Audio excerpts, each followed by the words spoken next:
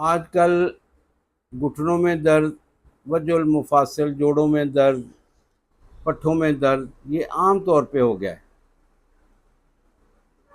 पहले तो ये मर्ज़ बूढ़ों में जाके होती थी, बुढ़ापे में जाके होती थी। अब देखिए आप, आपके इर्द गिर्द देखें, नौजवान बच्चे इसमें खुदा न खास्ता मुलवस होते जा रहे हैं, उनको ये मर्ज़ तेज़ी से पकड़ती जा रही है।